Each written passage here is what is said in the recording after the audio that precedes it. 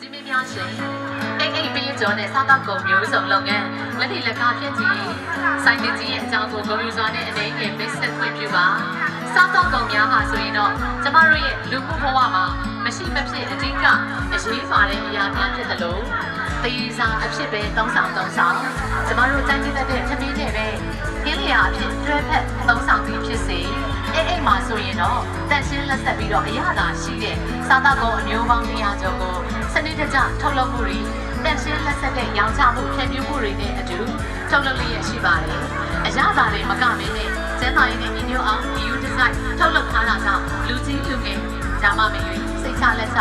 သုံးဆောင်နိုင်တဲ့စားတော့ကုန်များပဲဖြစ်ပါတယ်အဓိကရောင်းချပေးမဲ့ထုတ်ကုန်ကတော့ပရိကျော်ငါးရီကိုကျော်ခရုကျော်အာလူကျော်ပိုးစာကျော်ကနန်းကျော်စားတယ်အမျိုးအစားပေါင်း100ကျော်ကိုထုတ်လုပ်ဖြန့်ချိပြီးတော့လက်ဒီလက်ကားရောင်းချပေးမဲ့ဆိုင်တစ်ကြီးဖြစ်ပါတယ်ရှင်။ဂုဏ်ယူစွာနဲ့မန္တလေးမြို့ရဲ့အချက်ချကြတဲ့82လမ်းမြို့ဟောင်းစည်းလမ်းမြို့ဟောင်းစည်းရဲ့မြောက်ထိပ်မှာဂုဏ်ယူစွာနဲ့အခုလိုပဲဖေကျိုးဖြတ်ပြီးအောင်မြင်စွာဖွင့်လှစ်တော့မှာဖြစ်ပါတယ်ရှင်။ဒီချင်းမများမိတ်ဆွေများအားလုံးကလည်း online ကနေလည်းအိမ်ကိုဝယ်ယူအားပေးနိုင်မှာဖြစ်သလိုကိုရိုင်းကိုကြလည်းစိုက်တစ်ကြီးမှာတစ်ခါတနာနဲ့လာရောက်အားပေးနိုင်မှာဖြစ်ပါရရှင်ဒီကနေ့အိမ်ရဲ့ချက်ပြများအားလုံးရှင်